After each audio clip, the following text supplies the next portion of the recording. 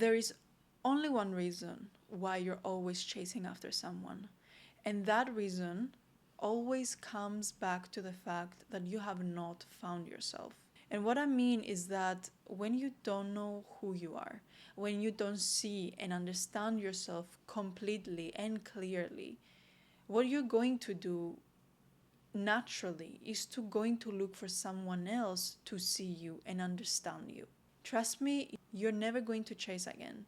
Once you know that you can give yourself that feeling that you're so much looking for. Because why would you ever again beg for a lower quality version of something that you could give yourself the highest quality of?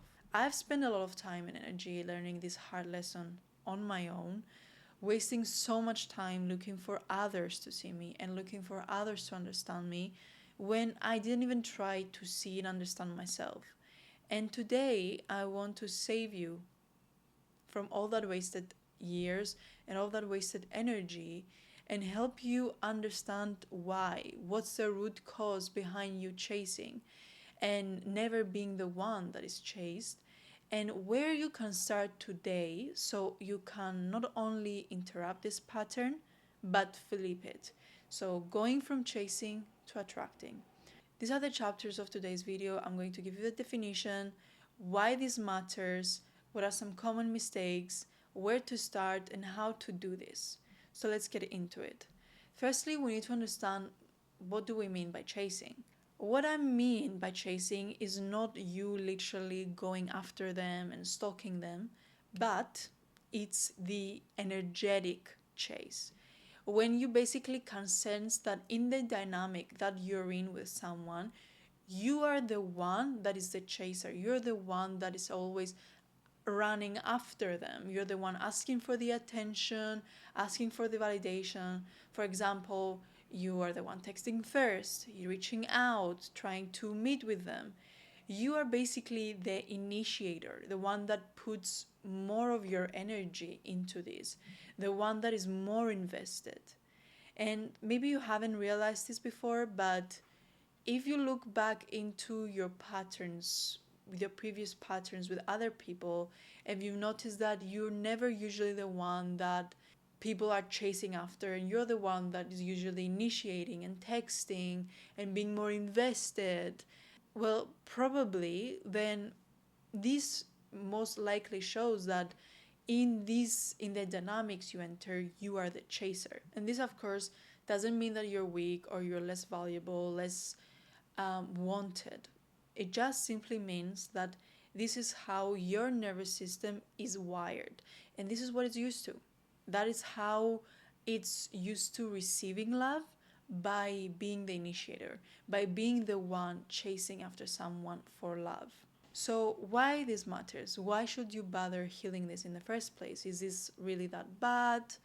Is it really so important to put your energy into stop becoming the chaser? You might think that it doesn't really influence your life that bad. But I don't know, you tell me. How much does this affect your life? How good does it feel to always be the one chasing and the one looking for someone to give you that safety and that certainty? How good or how easy does it feel to always having to rely on someone else to give you what you want and what you need? How good does it feel to not be self-reliant? One of the big issues here, by not becoming aware of this pattern for what it really is and seeing it for what it really is and not healing it, is the fact that it will become your normal, it will become your baseline.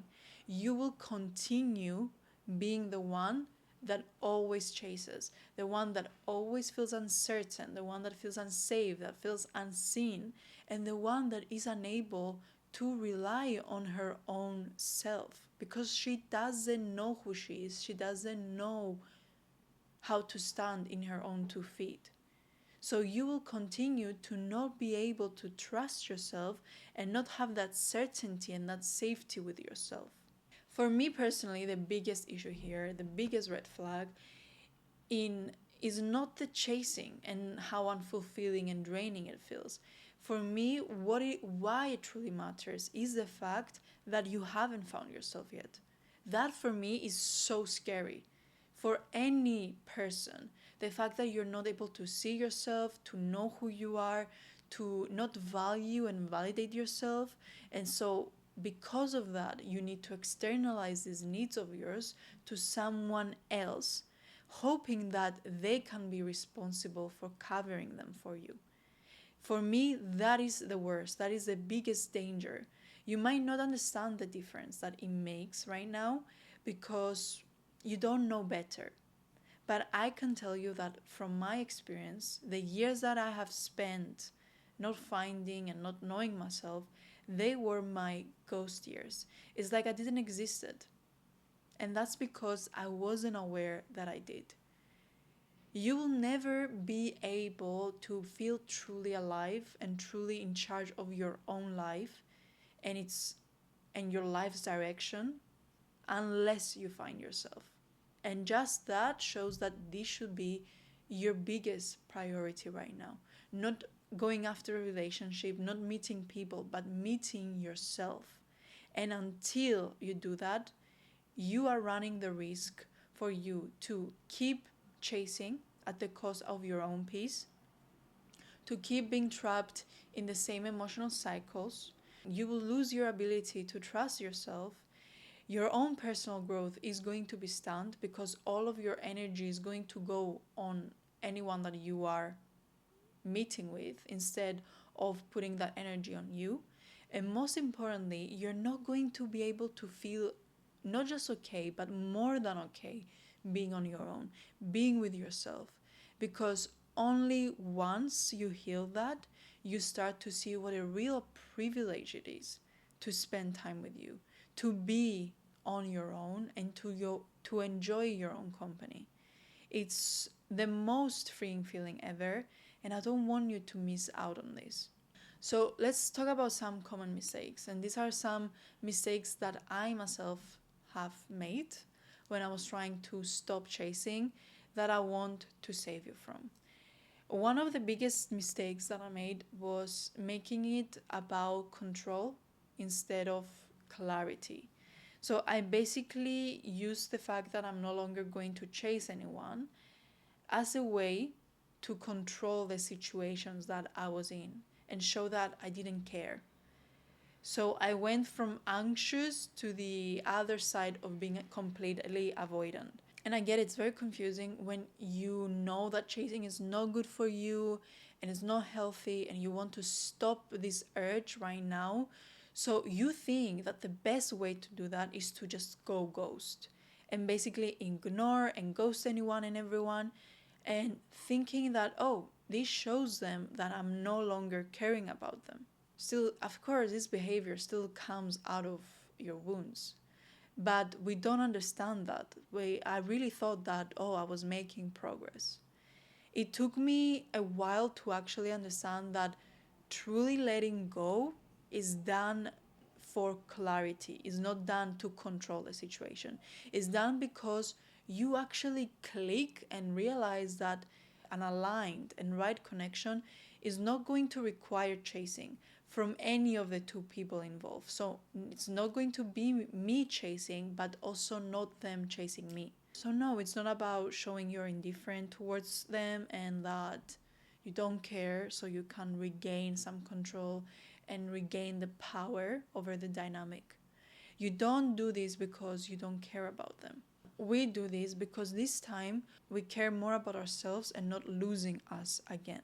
Another mistake that I made when I was transitioning from chasing to attracting was avoiding self-reflection. And this really happens when you focus on their behavior and how wrong and inconsistent and toxic it is, but you don't really go into analyzing yours at all. You know, we as humans, we're so fast to find what is wrong with other people. But when it comes to ourselves and seeing our behavior and our mistakes, the clear view becomes very blurry.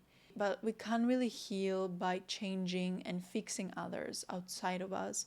We only heal by changing ourselves. And when we try to change others, that is us going back to our same pattern of trying to control others and change what others do so we can feel better. So it's the same pattern being recycled.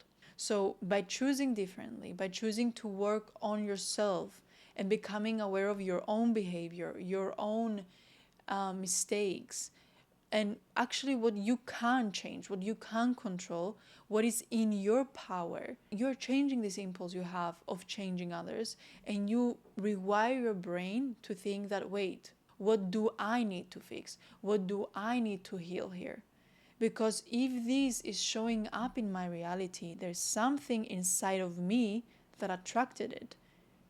It's also so liberating to know that, I can't really change anyone, or I can't control what someone else does. And this really allows you to only focus on what you do. So I really hope you can turn your whole focus inwards. And I wish I started doing that sooner. Actually, this is the moment where I want you to go fully inwards, to get yourself used to having your whole focus on you, on your healing, on your behavior, on your actions. So once you shift the focus, the first and biggest step is done. And that's what we really want. We want you on the pedestal, your focus, your energy, and your attention on you. Now let's talk about, why do we do it? Why do we chase after someone? Is it because we are so weak or so much less valuable and less deserving than other people who get it so easily and effortlessly attracted in their lives? And so because for us love doesn't come easy, we have to go and hunt it down. No, even though this is probably what you thought.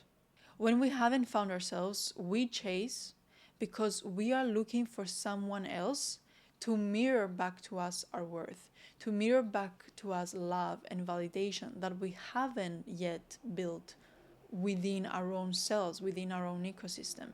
And so because we really want to feel the feeling of worthiness, we want to feel that feeling of being valuable, of being deserving of love, we want to feel chosen, we want to feel seen, we think that the only way to get these needs met is by finding someone that will give us these feelings.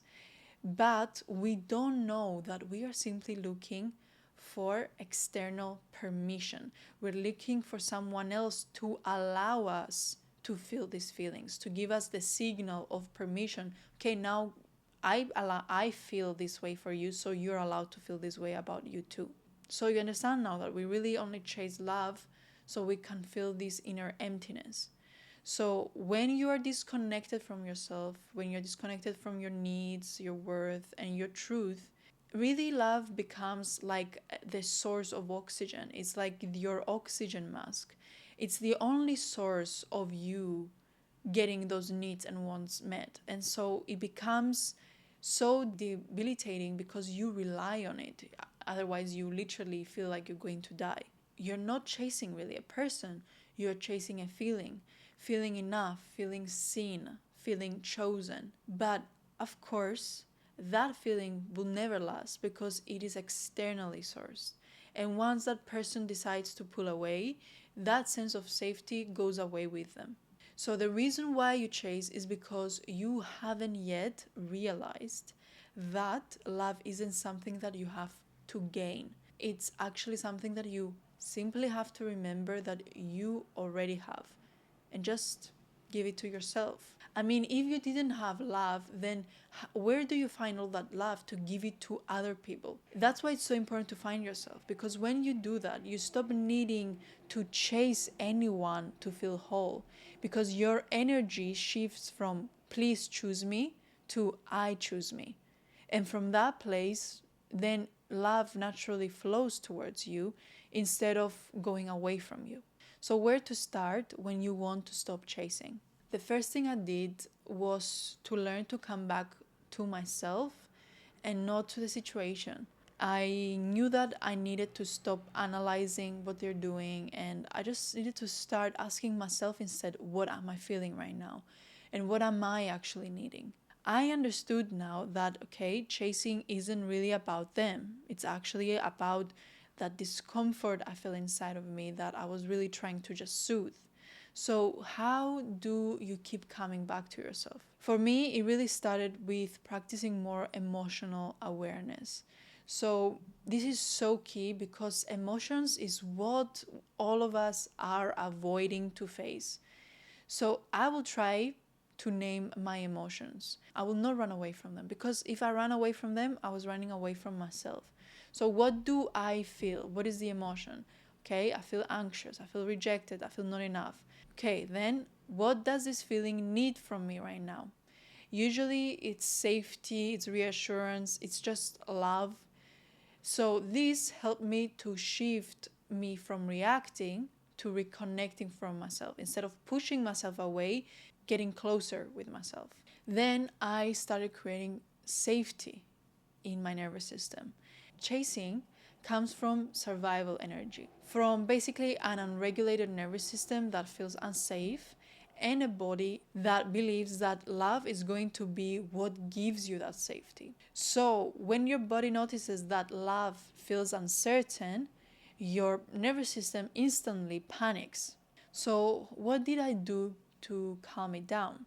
These are my secret tips and tricks that honestly I keep using until now for any situation because these things maybe you say are cliche but they work. So whatever you're facing, if you use these, they're just going to recenter you. The first of them is deep breathing, and I know this is at this point you're just so done hearing, so you want anything but this suggestion, but mindful breathing is so powerful in calming your nerves, in calming your nervous system. There is a reason when you're panicking, people tell you to breathe.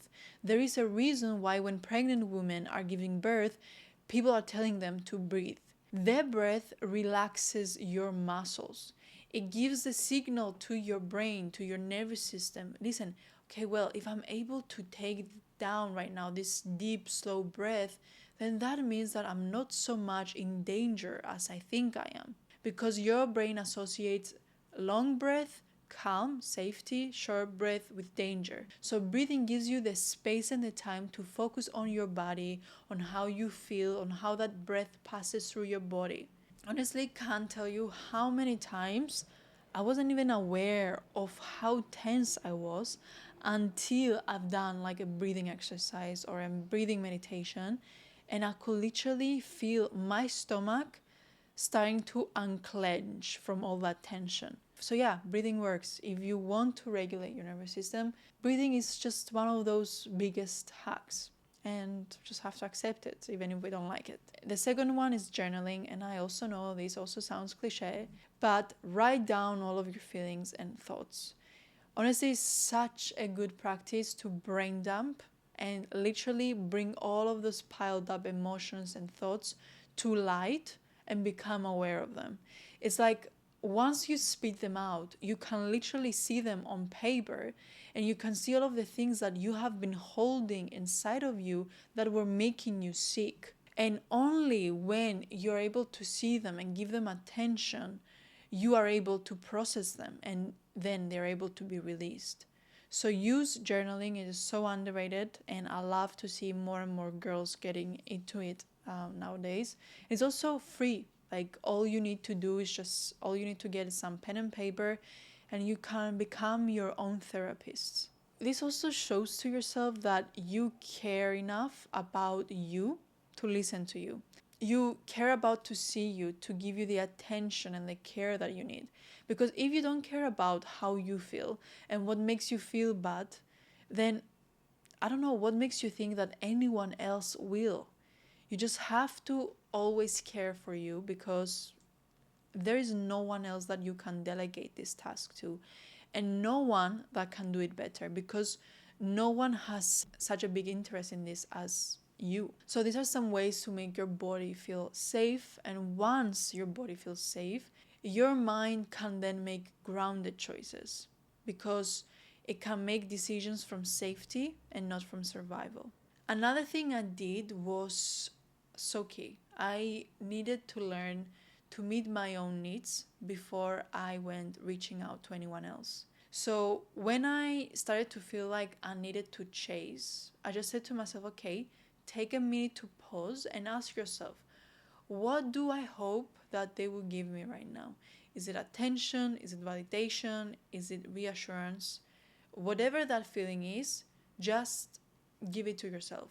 I remember when I started dating my boyfriend, I did a lot of healing before, and in so many ways, I was so ready. But of course, my old wounds started to get triggered again once I was again around someone that I was interested. And so I was basically getting tested to see how far my healing really went.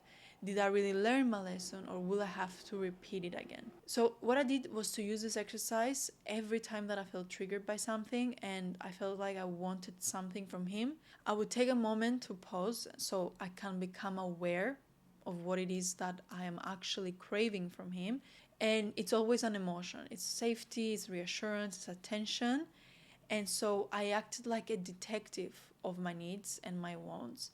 And instead of going and chasing him to give that feeling to me, I would just go straight to the source and give it to myself, because I knew that whatever he gives me is not going to feel as enough as when I give it to myself.